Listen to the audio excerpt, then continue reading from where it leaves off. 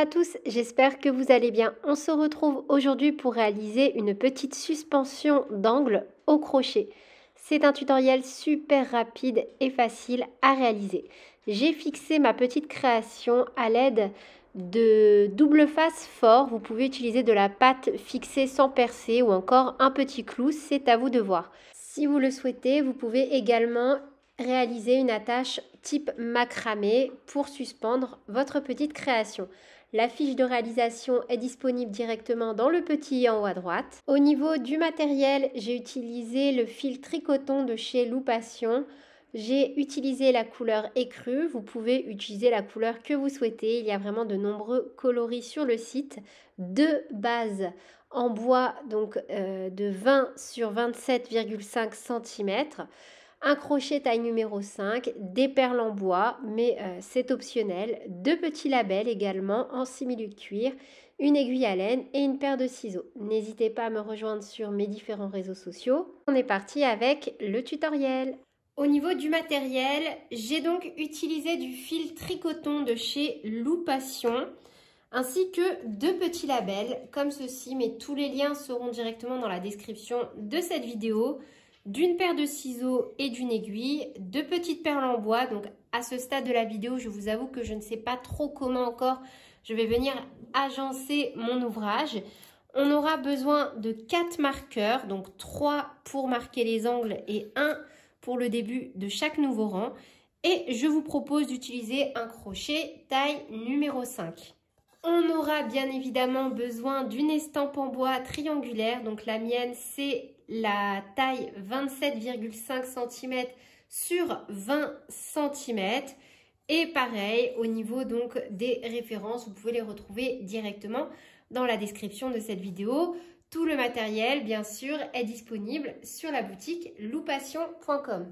Du coup, on est parti. Alors, petit point particulier. Hop. Donc oui, je me sers de petites réserves en attendant avec ma première partie. Au niveau de l'étiquette ici, je suis venue camoufler le petit chevauchement de rang. Donc si vous ne voulez pas mettre de label, là, la technique que je vais vous montrer, je vous conseille plutôt de débuter à l'arrière, dans un angle ou sur un côté ici, pour vraiment avoir zéro démarcation quand vous allez venir suspendre comme ceci votre petit ouvrage. Voilà, c'est juste le petit point particulier parce que là également, je vais commencer ici parce que moi, je sais que je vais venir mettre un label pour venir cacher le chevauchement de mon dernier rang et donc du coup aussi de mon avant-dernier rang. Donc là, c'était juste le petit point particulier à ce niveau-là. Et sinon, donc, on est parti. On prépare bien nos petits marqueurs pour la suite parce qu'on va venir travailler en spirale. Donc, à partir d'un angle ici, sur la partie arrondie, donc ici, on va compter 1, 2, 3, 4, 5, 6, 7, 8, 9, 10. Et dans le 10e trou, on va venir attacher notre fil. Après, en vérité, vous pouvez faire comme vous voulez. C'est juste si vous débutez le crochet, comme ça au moins, on va partir sur un total pas à pas. Et vous pourrez par la suite adapter en fonction de vos envies. Donc, on passe le crochet dans le trou, on prend le fil et on vient faire un jeté autour du crochet. On passe la boucle de l'autre côté et hop, avec notre fil, on fait une maille en l'air. On tourne, petit nœud de sécurité.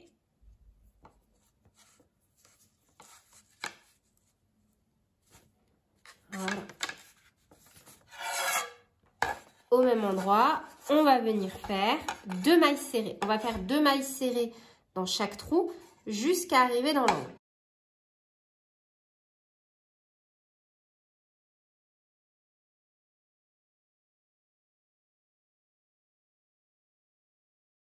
Une maille serrée et la première, surtout, on vient la marquer.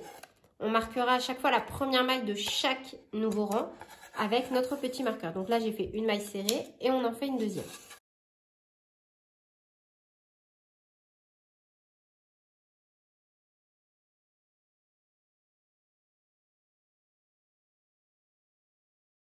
Et on fait donc à chaque fois 2 mailles serrées dans chaque trou jusqu'à arriver dans l'angle.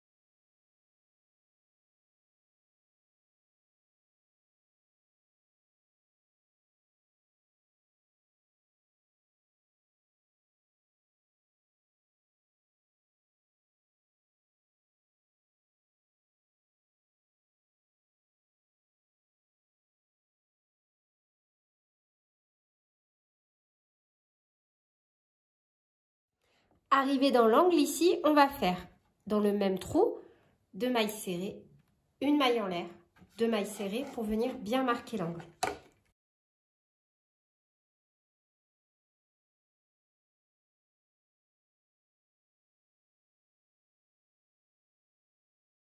Donc 2 mailles serrées, une maille en l'air et au même endroit 2 mailles serrées.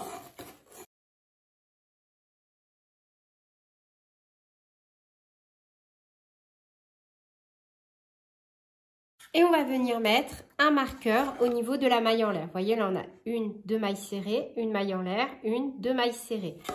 Donc, on a 1, 2 mailles serrées, la maille en l'air, et c'est bien dans la maille en l'air, enfin, au niveau de la maille en l'air, dans l'espace, qu'on vient glisser le marqueur. Et on va faire ça dans chaque angle. En fait, à chaque fois, on va faire 2 mailles serrées dans tous les trous. Dans l'angle ici, 2 mailles serrées, une maille en l'air, 2 mailles serrées. On va mettre un petit marqueur. Et pareil de ce côté. 2 mailles serrées, tac, tac, tac, jusqu'à ici. Arrivé dans l'angle, 2 mailles serrées, une maille en l'air, on met le marqueur. 2 mailles serrées. Et ici, on reprend avec 2 mailles serrées jusqu'à arriver à ce trou-là. Donc, je vous laisse crocheter de cette façon-là et je vous propose de nous retrouver à la fin du rang numéro 1. Une fois le premier rang terminé, voilà notre rendu. Et maintenant, on va venir travailler en mailles serrées centrées. Donc, ça veut dire qu'on va travailler à chaque fois dans les petits V du début jusqu'à la fin. Donc, on retire notre premier marqueur.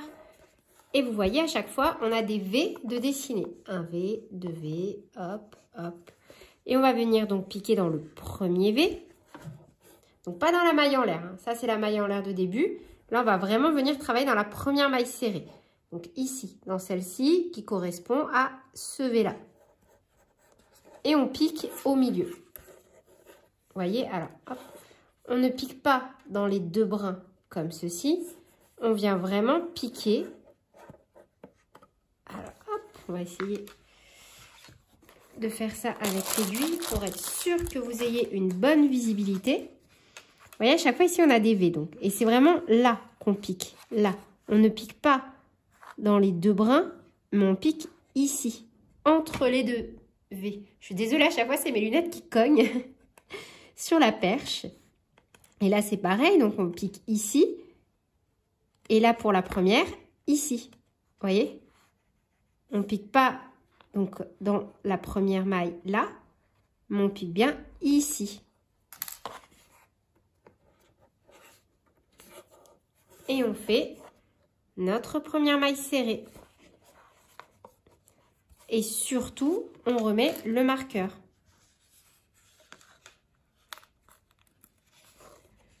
Et on va faire ça donc sur tout le tour.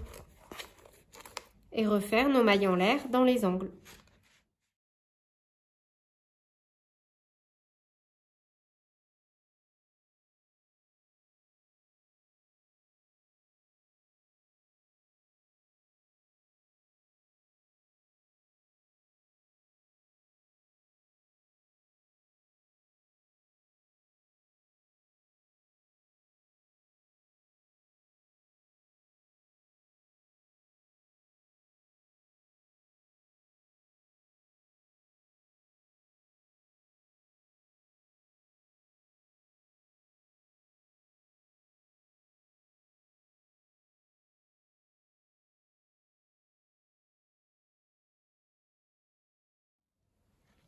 Et donc, arrivé à l'angle, là, on a notre maille en l'air.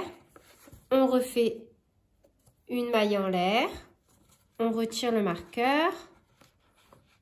On le met donc au niveau de la nouvelle maille en l'air. C'est vraiment pour être sûr à chaque fois de ne pas se tromper et de ne pas rater l'emplacement de la maille en l'air. Et donc, on reprend. Alors, surtout pas dans l'espace ici, hein. On ne pique pas là où on a notre maille en l'air. On vient vraiment piquer dans la maille serrée, ici, dans le petit V.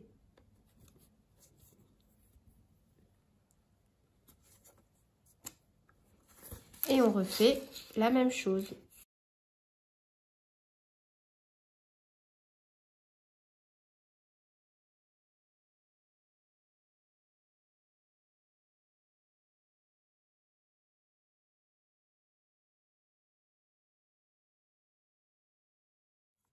Donc, vous voyez, on va faire à chaque fois une maille serrée dans chaque maille serrée du rang précédent au niveau du V. Arrivé dans l'angle, idem. On fait une maille serrée, deux mailles serrées, une maille en l'air et on reprend une maille serrée, deux mailles serrées, etc., etc., jusqu'à avoir fait tout le tour. Donc là, je vous propose qu'on se retrouve à la fin du rang numéro 2 pour refaire une dernière fois la manip ensemble pour passer au rang numéro 3. Et donc, une fois qu'on a fini le rang numéro 2, directement, dans la première maille du rang précédent, idem, on pique dans le V au milieu. À chaque fois, on piquera, vous voyez, comme ceci, dans les V. Là, là, là, là, là. Et on fera que des mailles serrées jusqu'à avoir une hauteur de 4 cm. Alors, si, quand vous crochetez, vous voyez que votre boîte se resserre trop, peut-être que c'est parce que vous avez une façon de crocheter un peu plus serrée. À ce compte-là, je vous recommande de passer après le premier rang à un crochet taille numéro 6. À l'inverse, si vous voyez que c'est beaucoup trop lâche et que ça a moins de tenue que comme ceci, vous pouvez passer à un crochet taille numéro 4. Ça, c'est vraiment à vous de voir en fonction du rendu que vous avez, que vous souhaitez. Voilà. Donc là, moi, je vais continuer de travailler de cette façon-là jusqu'à avoir au total 4 cm de hauteur. Et on se retrouve juste après. Moi, j'ai crocheté 6 rangs pour avoir 4 cm. Après, vous pouvez très bien adapter la hauteur de votre boîte. C'est à vous de voir. Donc là, une fois qu'on a travaillé dans la dernière maille du rang précédent, on va venir couper notre fil et tirer sur la boucle. Donc, hop, on retire. Voilà, on va le laisser. Comme ça, en vidéo, ça sera peut-être plus pratique. Là, ça, c'est la première maille de mon rang précédent. Donc, avec notre fil, on va venir passer comme ceci, vous voyez, sous les deux brins de la première maille.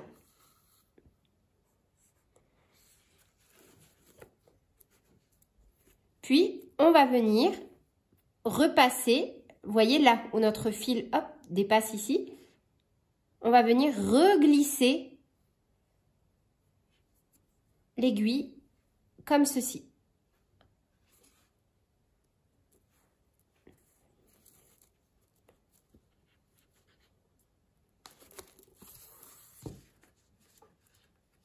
Vous voyez, comme ça, on a une jolie finition. Donc, on va ensuite cacher notre fil. Mais moi, je ne vais pas couper mon fil, je vais en profiter pour faire directement. Vous voyez, j'aurais dû laisser un peu plus de fil. Ma petite attache avec mon petit label. Donc, hop, ça on retire. Et là, c'était juste pour la finition, mais de toute façon, elle va être cachée. Et c'est pour ça que tout à l'heure, je vous ai dit en début de vidéo, comme là, on voit quand même que les deux rangs se chevauchent. Alors oui, c'est si on veut être pointilleux, malgré que la maille chaînette soit en continuité. On peut très bien, si on ne met pas de label, faire cette démarcation du coup à un autre endroit, comme par exemple dans l'angle ici, pour éviter d'avoir sur le devant cette démarcation. Donc là ensuite, on va venir fixer, donc moi pour ma part, mon petit label. Pour faire chaque partie, ici, intermédiaire entre nos deux petites créations, On va préparer 8 perles moyennes et 10 petites perles. J'ai pris également donc mon tricoton, mon aiguille et on va venir donc enfiler des perles en bloquant dedans par une perle et ici également par une perle. Donc, on commence par la partie du haut. Donc pour ça, hop, on va passer simplement notre aiguille en laissant suffisamment de longueur de l'autre côté. Et moi, je vais venir enfiler 3 perles moyennes. Donc après, vous faites comme vous voulez, hein. Vous pouvez faire plus court, plus grand, c'est comme vous souhaitez. Donc d'abord, je mets 3 perles moyennes. Ensuite, je viens enfiler mes 10 petites perles. Je remets 3 perles moyennes. Et cette fois-ci, je vais passer donc dans le trou de l'autre boîte, de l'autre plateau. On bloque avec une perle de l'autre côté, comme ceci. Et on repasse de nouveau dans le trou du plateau.